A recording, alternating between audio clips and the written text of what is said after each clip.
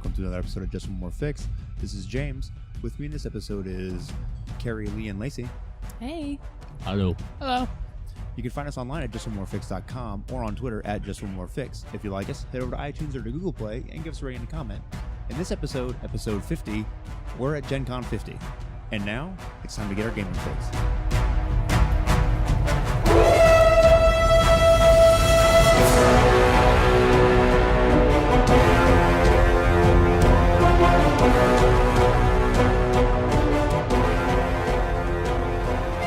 Welcome to another episode of Just One More Fix, the historic 50th episode of Just One More Fix at GenCon 50.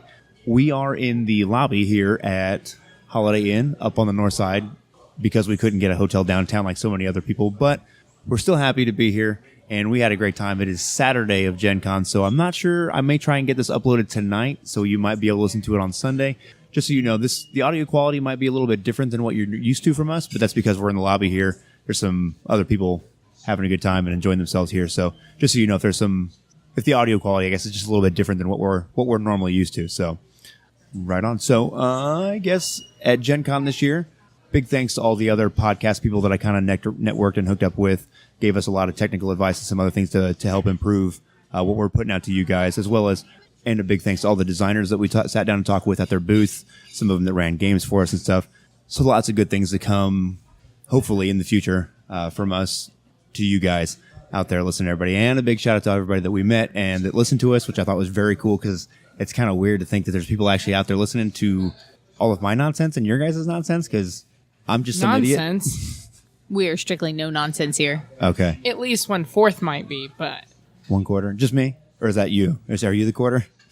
we'll leave that up to our listeners. All right. Maybe we should have a poll or something we'll put up on Twitter and see who the most nonsense comes from. All right. So in addition to all the designers and podcasters that we sat down and talked to, we do have an awesome surprise coming soon.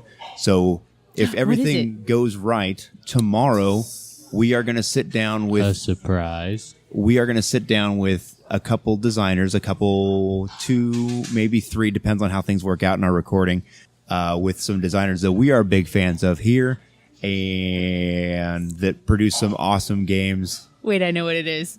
Oh, we're not going to tell anybody. It's a secret. It is. So it'll be a big surprise.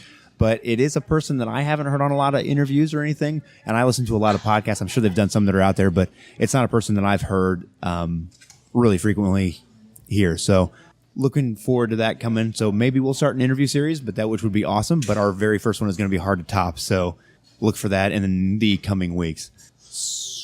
Right on. You say so again, I'm going to punch you in the I throat. know. Hopefully, I'm going to try and keep all my verbal tics down. Something actually I talked about in the podcast seminar. I was like, how do you get people to eliminate their verbal tics?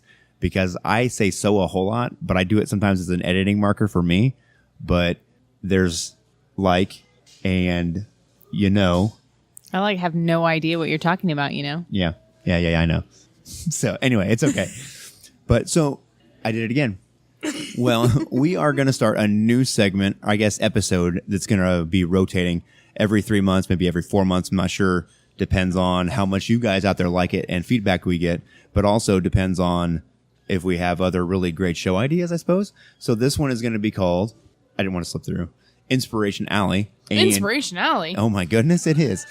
Tell me more. So what we're going to do is we are going to have each of us randomly pick a genre out of this handy dandy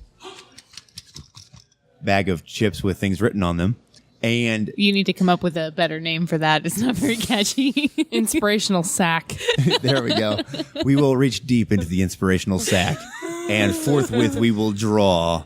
It's fuzzy. Inspiration, if you will. Inspiration. Well, we're gonna have we'll be drawing different genres or different gaming kind of tropes, and then we are going to find things that we can link to, whether that's an article, a story, a picture, or something that we can link to that we can point you to, and we are going to build either games or NPCs or conflicts or things around that we can draw into games. So, who wants to draw first? Me. Aww. Ooh, the sack.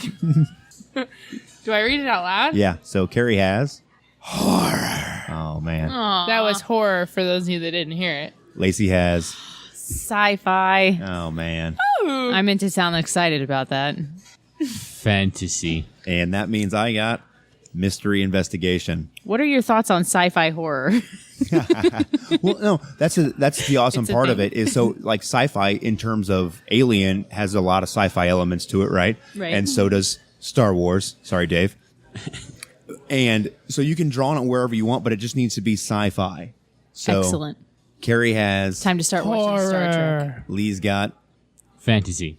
I've got investigation mystery, and Lacey is very happy with her Sci-fi. So there you go. So in the next coming months, or probably month, we'll do our first episode of Inspiration Alley. Maybe that'll be the first episode of our second year of podcasting, which will be pretty cool, which is coming up in a couple weeks. Oh, that's weird.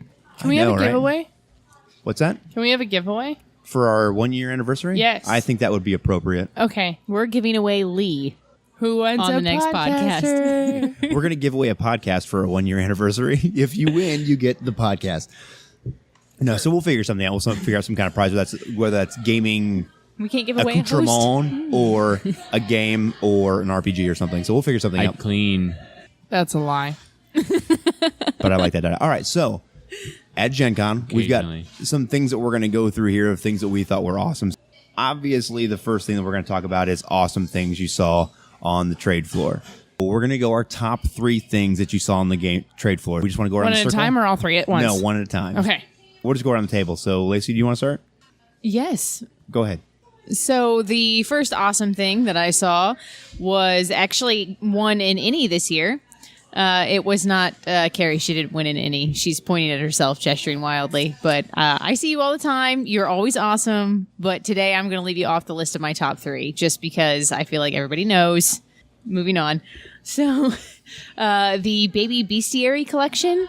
Oh, okay. I wasn't totally sure that was going to be something that I enjoyed, but when I looked at the book, every single creature is given a full page of color artwork that is absolutely phenomenal And adorable. and adorable. And it comes with another complete page about that creature and kind of caring for the baby creature, what have you. I could see it being a very cool game aid for a lot of different games.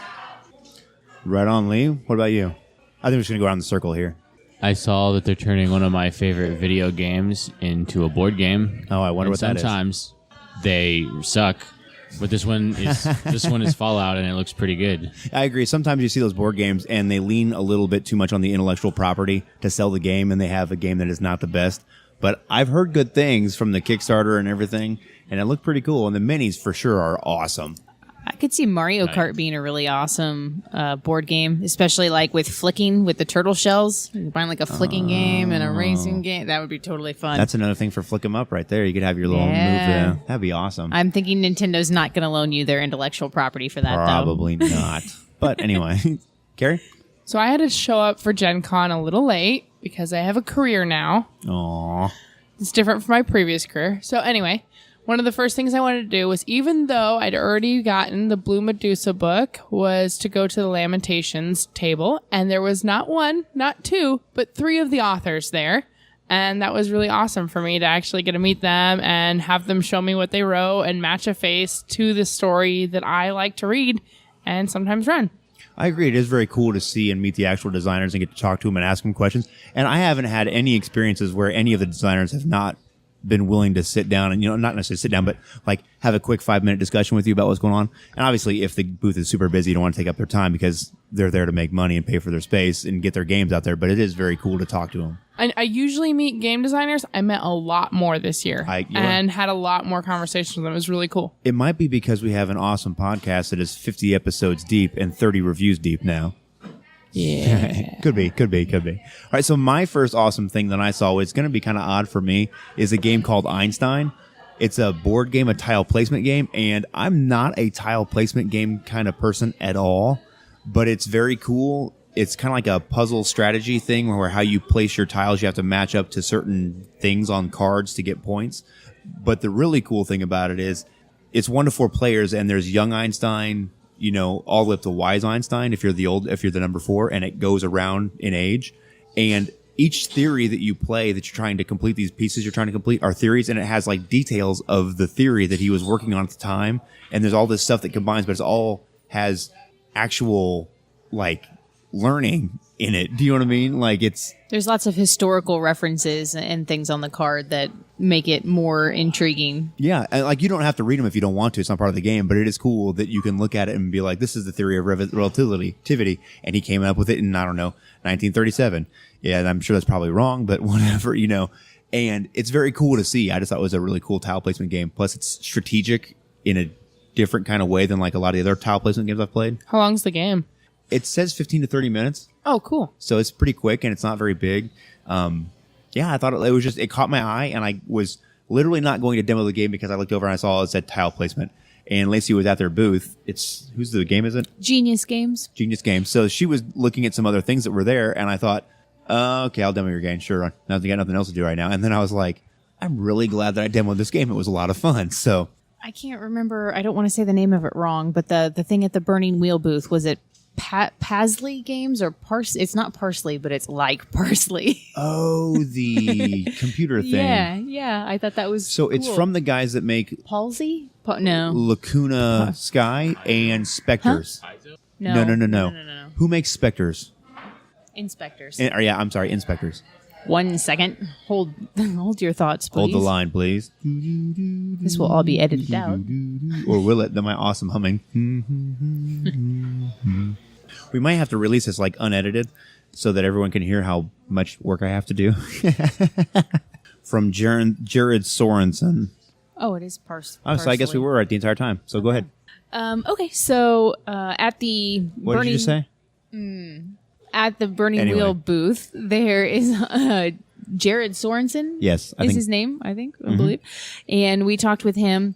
So he created the game Inspectors, but he's coming out. He said he was going to release them all probably in a collection next year. But there's a Parsley game series. So it's based on old style computer games, like, DOS style computer games, basically. Zorg and the like. And you basically... Or Zerg? I can remember. He runs a game for you and like a computer, like here's the information. Then you have to give a command for what Like it is a you're 2 or going to 3 word do command, in the what it is you're game. gonna do. And then they tell you the outcome. And I thought it was interesting too, because this was actually referenced in one of the seminars we went to as a game where the sweet spot seems to be like, I don't know, 75 or 80 people instead of 3 or 4. Right. Yeah. And they were describing the chaos that can ensue in a room full of people with this. Now, I'm sure you can use it with a smaller group of people as well.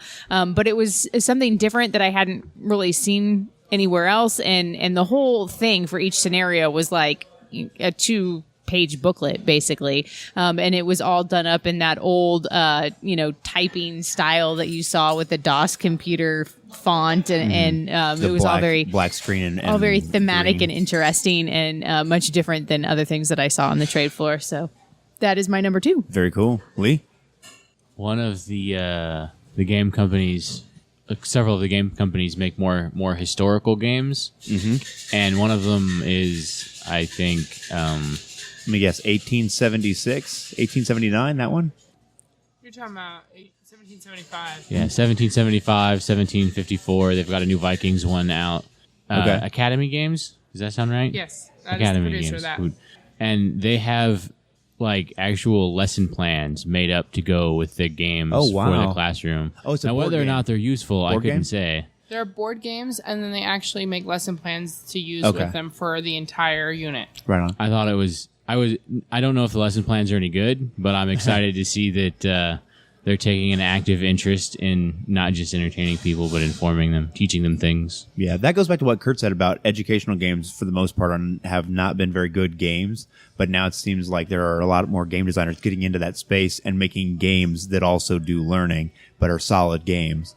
Yeah. These ones were, and some of them were cooperative, and then some of them were more game intensive because they realized the first couple times they went I out with dropped it. historical games that they were less exciting for gamers Right.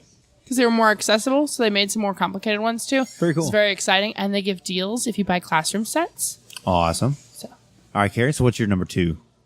my number 2 is going to be a little cheesy, but everyone at Gen Con is super nice. Every year I walk up to people, have full-blown conversations, and I love that. And this year it kind of hit a new high. I was buying a couple games that I'm pretty excited about, 3 romances and a game about revolutions. And I got handed one of the Emmy nominees, The Things We Leave Behind, and I was told that I seemed like the kind of person that would be interested in that book. And so not only did I meet a bunch of cool people, I got free swag, including a book that I wanted to buy. So what is it? If you're trying to talk about it, it got nominated for Best Adventure, and it is a supplemental book for any kind of Cthulhu game. So you can use any system for it, and it is the stories, and it is rated M for mature. It's an adult content book, right? But the stories in there look really cool. There's 10 of them, and I'm 10 excited to run them. stories? Yeah. Oh wow, right on. That's pretty cool. Usually you get like 1 or 2 or 3, but 10 is awesome. So my number 2 was also nominated for a couple Ennies and took a couple, I think a silver and maybe a gold home, is Veins of the Earth, which is a supplement for Lamentations of the Flame Princess.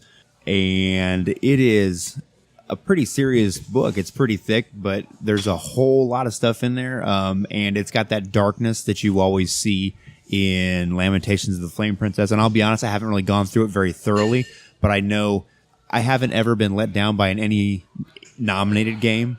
So I'm very excited for it, and it's very dark, and it adds a element of dungeoneering, I guess, and being underground and in caves to Lamentations, and kind of, I don't know, really, it adds some rules to Lamentations, because Lamentations is pretty rules light to begin with, but it adds a certain amount of depth to being underground and in a dungeon, from what I understand.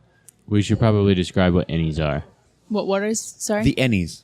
Oh, okay. Yeah, that seems like a good plan. We've referenced them enough. So the Ennies is a award system for games, and there are loads of games that are nominated, and they have a ton of different categories. So it's ENNIES, and if you just Google Ennie Awards, you'll see what they are. It's not just games, too, though. It's supplemental materials, like Lacey's Baby Monster book, and then there was the GM's A to Z book that we saw, a kid's book that got nominated this They have year. best So podcast, which you guys should, help us. No.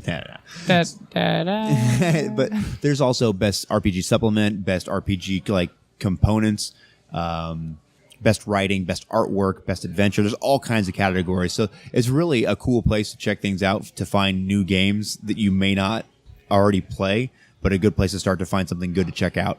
Also, you can just go to our reviews and find all the awesome games that are there. But so, Lacey, your final one? Okay, so I am going to give my final nod of awesome things at GenCon to a group called Contessa.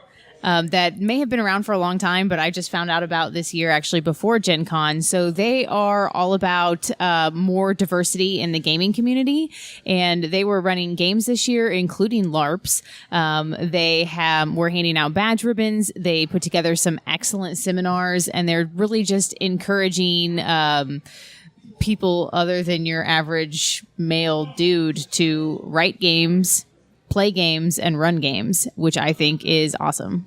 and be characters in those games. Yeah. Yes. Yeah, I had a great time. They had some of the seminars that they did, we went to one that was ran by them, and they had like a moderator there that wasn't part of the panel. They kind of fielded questions and kind of moved the seminar along in a like a directed kind of a way, and it was very cool. I was glad for that. Lee, your last one? I am super excited.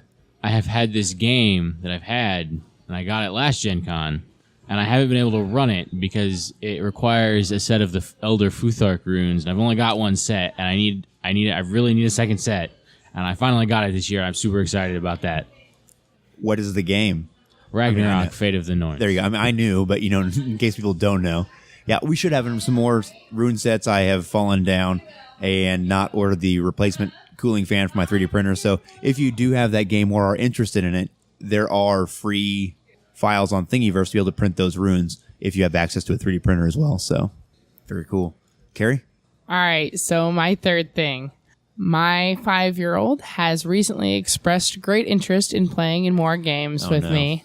And I am excited because there was a My Little Pony role-playing game at Gen Con, and she is going to be thrilled. And not only is she going to be thrilled, my almost 3-year-old is going to be thrilled. And I'm going to be able to run something other than Pokemon for them. And it's going to be amazing. And I'm sorry. There are lots of other amazing things, but that's so exciting for me because I love it when my kids want to be weird like me.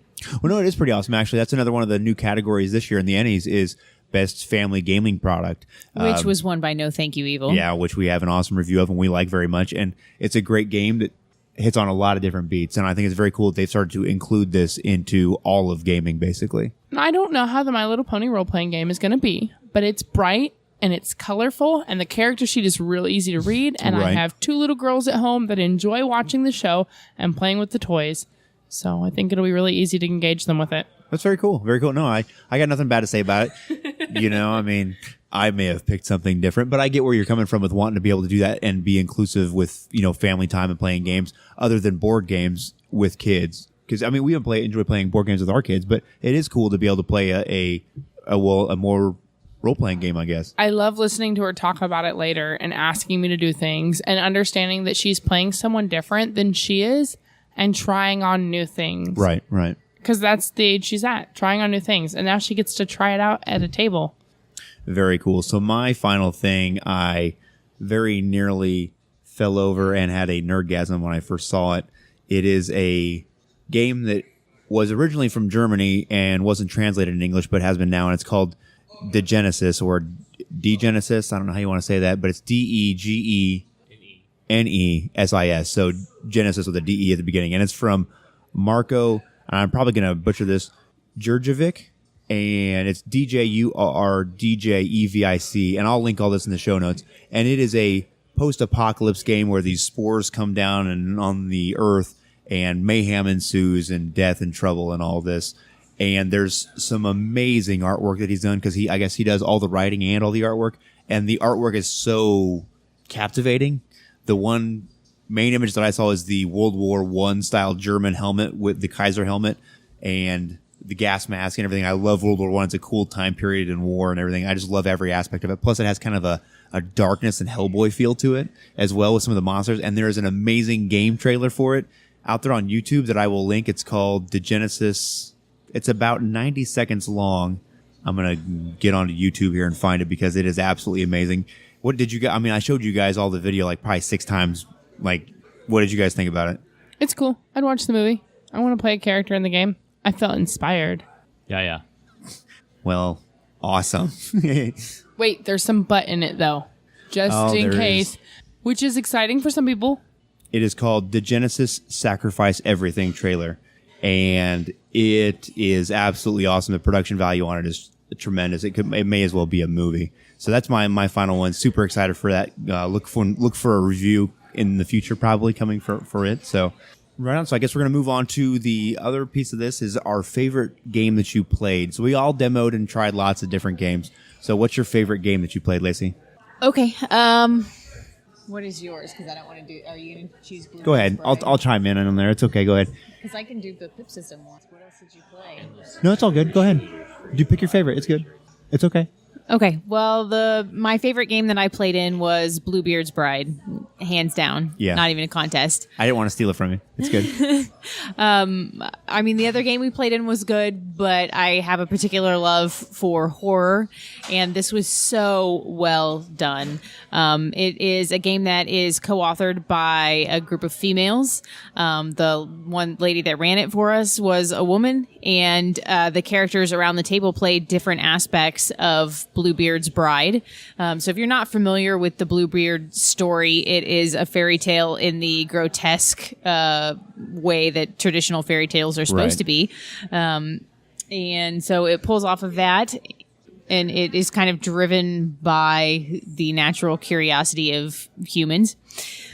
And it is just absolutely fantastic. We are actually probably going to be playing this in the future. I plan to run it, and we will have a review of it most definitely. But it was amazing. So we backed the Kickstarter, and there will be a review coming soon, probably sooner than it would have been, because I feel like after playing that, I have a good enough feel for the game to give a review. But I would like to have some more input from some of the other people that we play with, Carrie Lee, Kurt, and everybody. It was very refreshing because it has a unique viewpoint and a unique mechanic. I will tell you this when I saw the Kickstarter, I was like, this is an awesome game and I want to get it and I want to run it. And there has never been a game that when we got done with it, I was like, this is not a game for me to run. I was like, I can't wait for Lacey to run this game for me because it's horror in a different kind of a way. And I don't know if it's because the style of game is different, like the rules and the way the game is put together is different, because you run horror games different than I run horror games, right? And I enjoy both styles. But when the style of game that is, it really reinforces that feminine horror in a different kind of a way. And I was like, I 100% understand the difference in the types of horror now.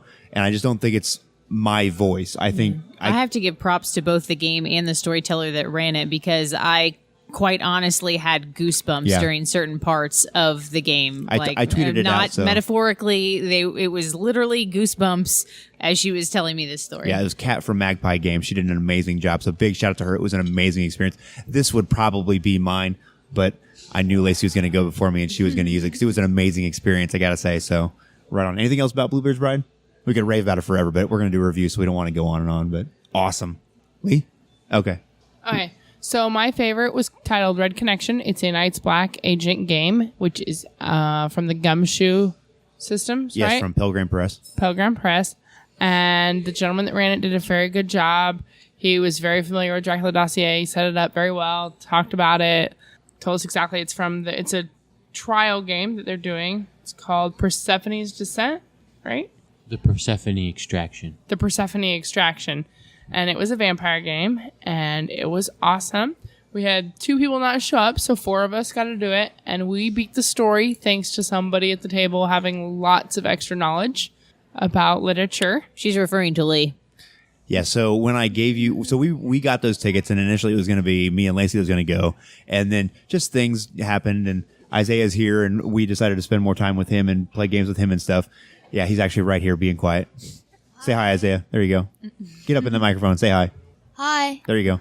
Wait, I want to know what his favorite thing was now that he's on it. Hang on. We'll come back to Isaiah because I want to mention just this game, something specific about Night's Black Agents and the way Pelgrane puts things together. So you don't have to have, Lee has a tremendous amount of knowledge about the story of Persephone and a lot of those classic hero tropes in literature. We all have our special brand of geek. Lee is a literature and mythology specifically geek. But Right. what James is probably going to say is you don't have to have that knowledge, because if you have that investigate skill, you get given that knowledge Yes. during the game, and you don't miss out on major clues. And one of the features, though, of Gumshoe is that if you put the work in and you have people around your table that have very specific knowledge or things that they enjoy, You want to diversify.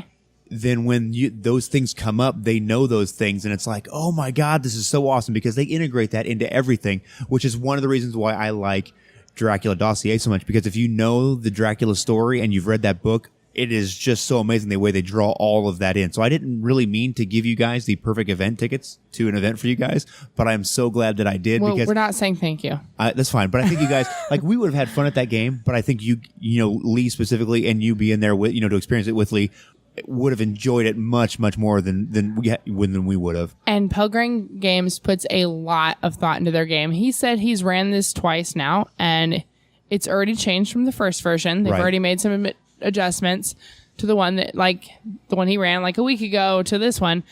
You can Google the locations on your character Yeah. sheet, Oh, and yeah. they will come up. Yep. My character had a favorite bar. We Googled it. Yep. It's a real place. There was a flat on top of it, just like I pretended he had, even though I didn't know. Right. Every location was real. He brought maps. We got to plan our strategies out. It was just a lot of fun, and he promised us an ending, even though we only had a 4-hour session, and we got it kind of on our own accord too. We didn't mess around. Yeah. Well, Pelgrane does amazing work. All the guys over there at that team, Ken Height, Robin, Laws, Gareth Ryder, Hanran, everybody on their team just does a phenomenal job of research and everything. And they have a research librarian that works for them to do a bunch of their stuff and help things. I learned while I was there. I was like, that's just awesome to have that level of depth put into their stories and that kind of work. And it really, really shows. As a side note, the Just One More Fix podcast is looking for a freelance research librarian. For free. Free. Oh, one cool mechanic he did. I'm just on a side note. You might want to bring it into your own game. When we got to talking too much and we couldn't make up our mind, he pulled out a director's Oh, like the clacker thing for that scene you one. Snapshot scene Right. one. That is hilarious. And he would pull it out and he'd say, "We're taking too long on this," and cut. Tell me what you're doing Right. now. Right. That's very cool. Right on. So, Lee, do you have a face over real quick? And we'll come back to Isaiah and we'll get all of his info all at once. Well, mine probably would have been the Night's Black Agents game, but Carrie beat me to it. So I also played in a game. Well, you can elaborate and if that was, I know it was probably super awesome for you. It's all good. It was. No. I played in more than one awesome game. Okay, fair enough. So I want to spread the love. Sounds good. Dun, dun, dun. You've had this Eclipse Phase book in your gaming library yes. for a while, and I've looked at it, and I think some of the premises are really neat, and I've always wanted to play it. Very cool. But I certainly didn't want to start off running it. So I got to play an Eclipse Phase game this weekend, and it was pretty cool. Like, what was the important or cool themes that you like that makes it? What makes Eclipse Phase when you played it? This notion called transhumanism, where you can like transport people's minds into synthetic bodies, Right. which is super neat. We didn't do any of that in the game. It was sort of a prequel to the setting in the book, but it's got aliens and it's scary. If Star Wars is a space opera, I think this is more like a space techno. Right. Right on, dude. Space techno. Very cool. So Isaiah, step up to the microphone here. So this is Isaiah. He is our 11-year-old son. He's our oldest, and he came here to GenCon today, and he'll be here tomorrow. Today being Saturday, and he's here for GenCon tomorrow. Well, how many GenCons have you been to, Isaiah? 4. 4 GenCons. Right on. So what were your 3? If you had to pick 3 cool things that you saw today, what would they be? Well, I've always liked the balloon art. I just always thought that was cool. Oh, the big dragon guy. Like last year, it was the Game of Thrones chair and that, and then I like when they build the card towers. Right. That Card Halla. Card Halla. And I like books, so I like going to Margaret Weiss's booth. That makes me so happy. I like to read her books. Very cool. So why don't you tell them what book you picked out this year from Margaret Weiss's booth? I picked out the Wrestling Tales. Yeah, I think I know Wrestling is the main name on the book, but I think it might be Wrestling Tales. I think you're right. And it's by Margaret Weiss and Tracy Hickman. And it's the Tales of Wrestling, one of the mage character in the Dragonlance books. Very cool. Right on. So if you had to pick a favorite game that you played this weekend, what would that be?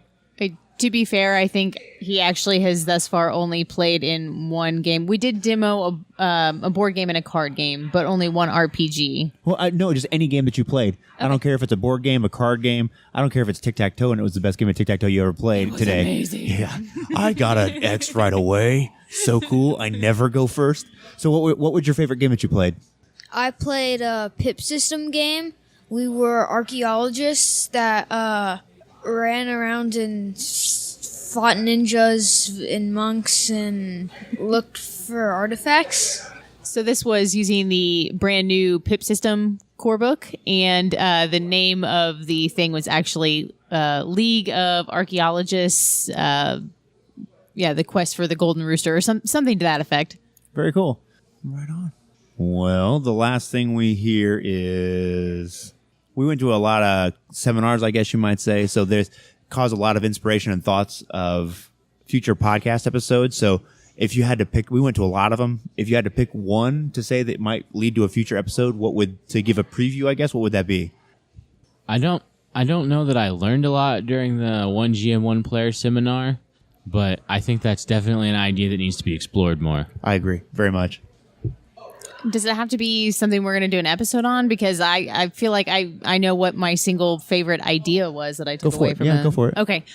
So I went to some pretty awesome seminars, but I already talked to you guys about this, and it actually didn't even come from the panel. It came from an audience member in the panel that was like, oh, hey, speaking of this, here's this cool idea that we do. And I was like, oh my gosh, that is amazing. So I was at the We Have Always GM'd seminar, which is about women in gaming and how we've pretty much always been there, and right. What is going on with that. Anywho, so they were talking about the X card. So for those of you guys that aren't familiar with that, at con games, they usually have an X card on the table. And what that is there for is so that if what is happening at the table is making anybody uncomfortable, they can tap that X card and the conversation related to that topic is stopped and the game is shifted in another direction. Right. Hopefully seamlessly and naturally. So this person had a different idea, which comes from kind of a different sort of community that they've been involved in. Right. And instead of just an X, they use Big sneeze. Right on. instead of just an X, they use basically like a stoplight setup. So there's a green, yellow, and red. So red would be equivalent to your X. Like, I'm not comfortable Right. with this. We need to stop. And then yellow is like, okay, maybe slow Back it off down. a Maybe little I'm bit. not okay with the direction that we're heading down. And you can kind of redirect before you get to that point. Okay. And then there's the green, which everybody's like, okay, do I really need a green thing that says, oh yes, I'm okay with what's happening here? But if you think about some really intense like gaming situations where, maybe you're in an argument with someone, or maybe if you're playing a horror game, or, Right. maybe you're going down that, sort of sexual encounter road. And I mean, that does happen, especially like with Apocalypse World games. Right. Then the person can hit that green without interrupting what's going on to say, I'm okay with what's happening here. In fact, I'm enjoying it, and Right. I'm good with this. I think that's a very cool idea. The only thing I would say to it when you use it at your table or at a con, I think even a con game would be more appropriate. Yeah, it's really good for when you're gaming with strangers and you Right. really have no idea what anybody's hot button issues are. I think it would mean to say that if you touch the green, it means continue, but it doesn't necessarily mean to escalate. Do you know what I'm saying? Right, Because yeah. I think that you don't want it to put out there like, okay, yeah, let's go to 11 now. You know what I mean? I think it's a very cool idea, but just a stipulation that it means to just keep going, but not necessarily escalate. Very cool. Is that me now? Right on. So let's see. If I had to put my thing on one that we went to, I do think the one GM, one player is a very cool idea, and we got Cthulhu Confidential, which is the Gumshoe 1-to-1, so that'll probably be coming soon in the future, review of that. But I guess the one, and we've talked about it very, very early on in our episodes, is more about story structure and understanding tropes really at a very fundamental level, and how to use those and incorporate that into your games to make your games more interesting in a structure kind of way. And I think it might be something that we explore some more after reading some of, I think it's Maxwell Drake. Wasn't that his name?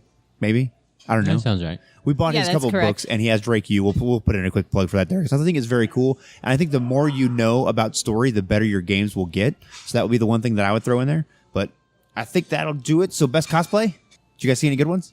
Lots of really good Warhammer cosplays this year. Always. Yeah, there were some last year too. Very good. They made it in the Gen Con pamphlet, and on the Facebook friends thing, they were like, oh my God, we're in there. It's so cool. I saw a dude in a giant red suit of power armor carrying around a giant minigun. I thought that was pretty cool. Right on. Mine was actually not really gamer related to anything, but the Disney movie is, what is it called? Somebody help me out. Inside Out. Inside Out. Thank you. The Disney movie Inside Out has the emotion characters, and I saw a lady dressed up like Sadness, and her costume was spot on, and it was great. Right on. Lee, did you have one? No? There were so many this year. There's a lot of good guys from the 501st that were here. There's always a few, but I felt there was a bigger presence for Gen Con 50 this year. Props to R2D2, even though I'm pretty sure there was nobody even dressed. And does it count as a cosplay if you're a robot? I don't know. Whatever the little robot is that drives around, the little black robot, like remote control car that was in the Death Star was there. Again, he was here last year, but it was very cool because I was walking, stopped to check something on where I had to go, and this guy next to me just happened to stop, and it drove like literally right in between us, and it was kind of like, oh, what? Because I saw it like kind of coming towards us, and then all of a sudden it was like whoop, right in between us, right in the elevator, and then I realized the guy driving it was getting in the elevator with it to go up to the second floor of the convention center to drive around up there. So That could be kind of dangerous, though. You're like, hold the elevator. Oh, no, my robot is on the second floor, and just I'm got still here in the crushed. lobby. right, so that was very cool. Lee, you got one? I like the subtlety of Dave and Haley's costumes. So Dave and Haley, who are a couple friends of ours that we met at Gen Con several years ago, were Brienne and the bear, which was pretty awesome. Brienne being Brienne of Tarth from Game of Thrones. I'm sorry. Yeah, Epic combat. should have clarified that.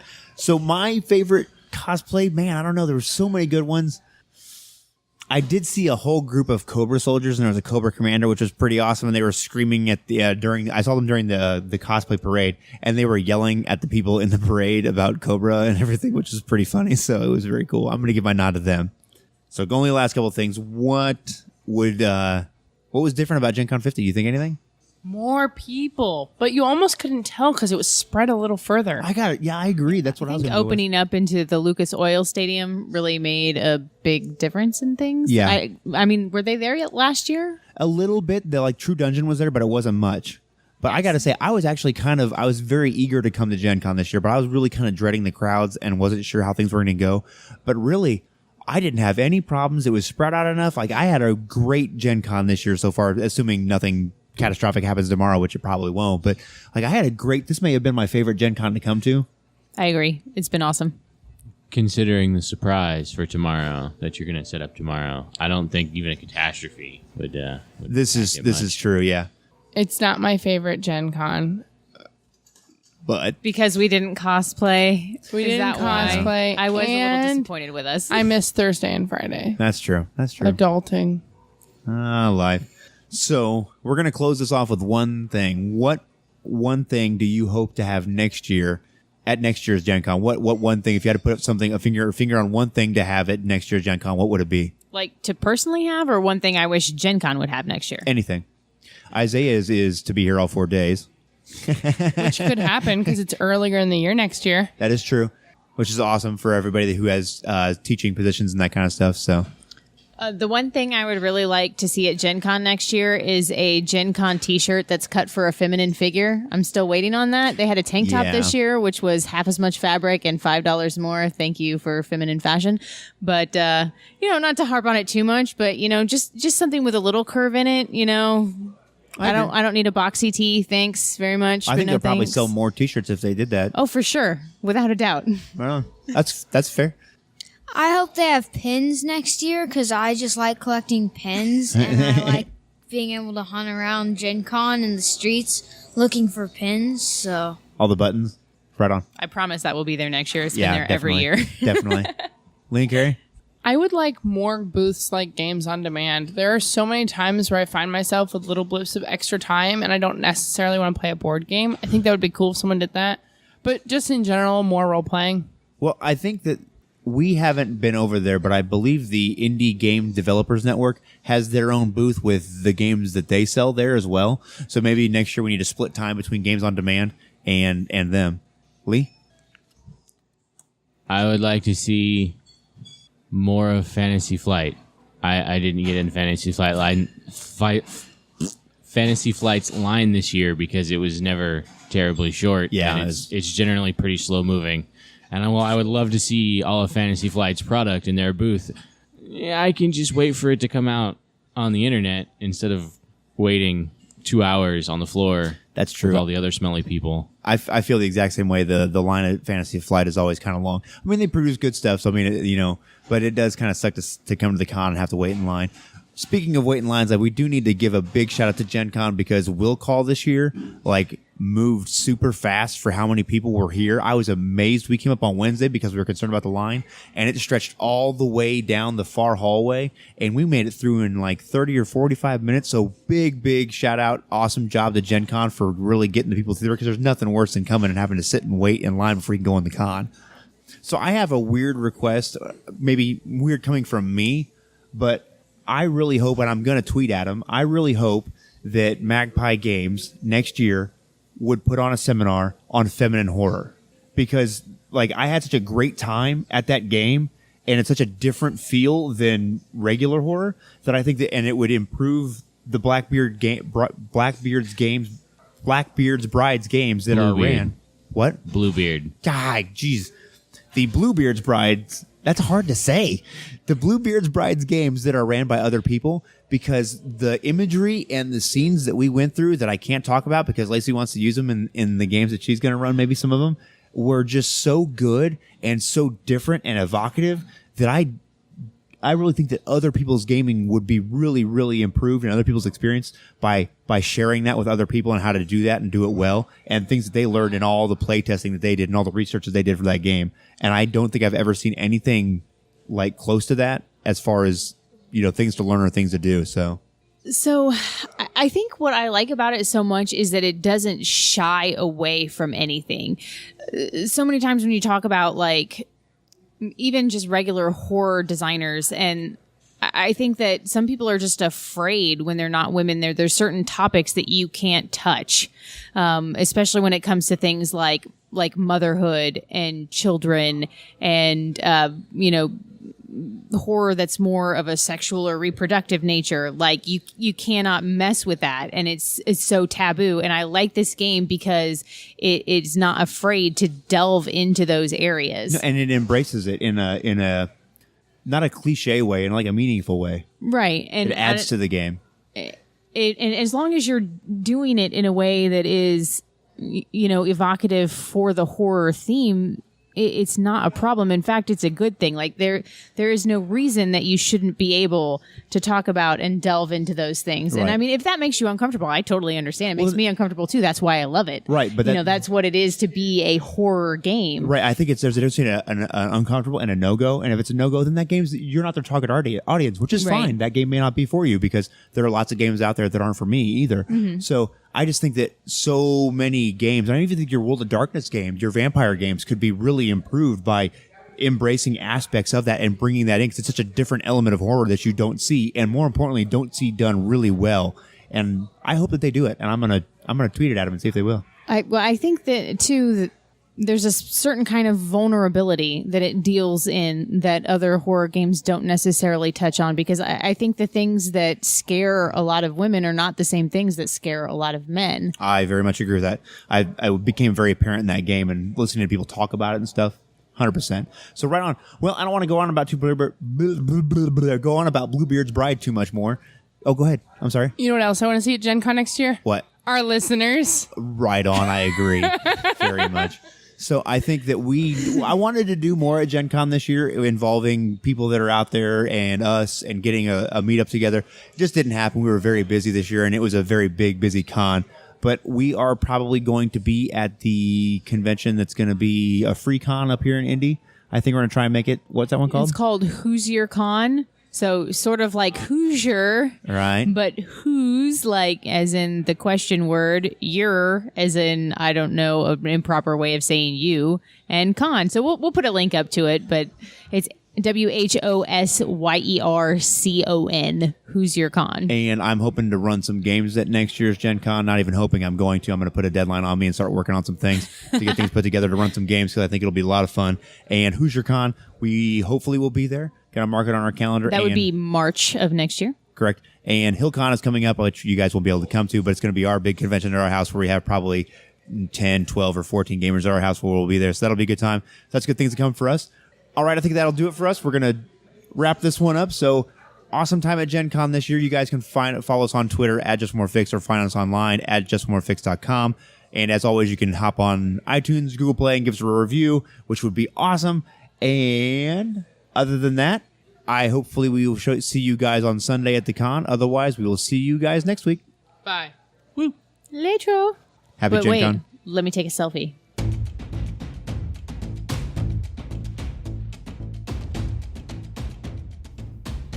Thanks for listening. This has been another episode of Just One More Fix. Music has been provided by Kevin MacLeod. You can find him at incompetech.com. You can find us at justonemorefix.com and follow us on Twitter at JustOneMoreFix.